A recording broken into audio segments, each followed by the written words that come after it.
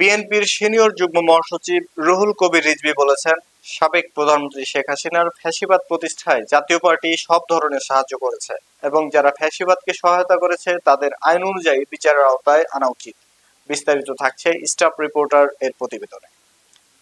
মঙ্গলবার জাতীয় প্রেস ক্লাবে বিএনপির ভারপ্রাপ্ত চেয়ারম্যান তারেক রহমানের কারামুক্তি দিবস উপলক্ষে অনুষ্ঠিত আলোচনা সভায় তিনি এই মন্তব্য করেন। রিজভী বলেন, যারা ফ্যাসিবাদের অনুসারী তাদের নিরাপত্তার দায়িত্ব বিএনপির নেওয়ার প্রশ্নই ওঠে না। গণতান্ত্রিক দেশে যে কেউ অন্যের বিরুদ্ধে কথা বলার বা সমালোচনা করার অধিকার রাখে, তবে ডাকসুর সাবেক ভিপি নূরের উপর হামলা ন্যাক্কারজনক। বিএনপির ভারপ্রাপ্ত চেয়ারম্যান তারেক রহমানের প্রসঙ্গে তিনি বলেন, তারেক রহমানকে কারাগারে নেওয়ার উদ্দেশ্য ছিল জাতিকে পরাভূত করা।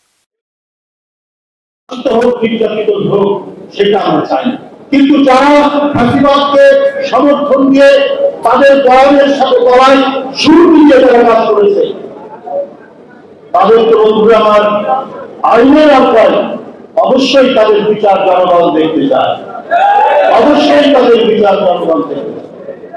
আজকে একটা বিভিন্ন গণমাধ্যমে দেখা যায় যে এই দেশে সৎভাবে সত্য কথা বলে বেঁচে থাকা হয়। লিখছেন একজন সাংবাদিক, যার সম্পর্কে কয়েকদিন আগে তার আত্মহত্যার কথা আমরা শুনেছি, তার লাশ পাওয়া গেছে মেঘনা নদী থেকে।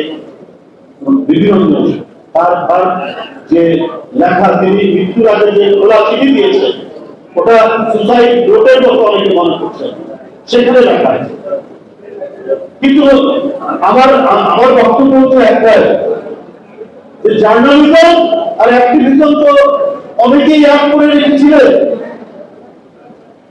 যে আমাদের এখন বলা হচ্ছে যে সত্য কথা বলা খুব প্রায় এই সমস্ত, কিন্তু কখন যারা এই কথাটি বলেছেন, যিনি বলছেন, আমরা জানি না, তার কেউ বলছেন একটা সিস্টেমেটিক বাড়া, কেউ বলছেন আত্মহত্যা, সেটা সরকার এবং গোয়েন্দা সংস্থা এবং যারা এর সাথে খবর তারা বলছে। কিন্তু তিনিও তো ওই সরকারেরই আসতে পারেন একজন মানুষ। এই সরকারকে, সেই সরকারকে আপনার বয়ান তৈরি করেছে চেতনার নামে, নানা কিছুর নামে, গণতন্ত্র ধ্বংস করেছে, নির্বাচন ধ্বংস করেছে, সংবাদপত্রের স্বাধীনতা ধ্বংস করেছে। সত্য কথা কি যদি বলেছে কেউ হয় তার মৃত্যু হয়েছে, হত্যাকাণ্ডের শিকার হয়েছে, তাহলে কারাগারে থাকতে হয়েছে। বিশেষ করে সত্যবাদী সাংবাদিকরা, তারা কেউ নিস্তার পায়নি শেখ হাসিনার করার থেকে। সেই দিন যারা আওয়ামী লীগের দাসত্ব করেছে, সেই সমস্ত সাংবাদিকরা সেদিন যারা মাথা বিক্রি করে শেখ হাসিনার অবিচার অত্যাচারকে যারা সেদিন সমর্থন করেছেন, তারা যদি আজকে বড় বড় কথা বলে, এটা তো অত্যন্ত দুর্ভাগ্যজনক।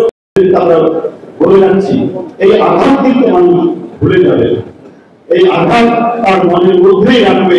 এই ধরনের একজন শ্রেষ্ঠতম বীর মুক্তিযোদ্ধাকে আপনারা এইসব অভিযান দিয়ে অপমানিত করছেন। আজকে হাসিনা নেই, আমরা দেখছি, করছি, কিন্তু আমরা এই বিচার আমরা জনগণের উপর ছেড়ে দিলাম।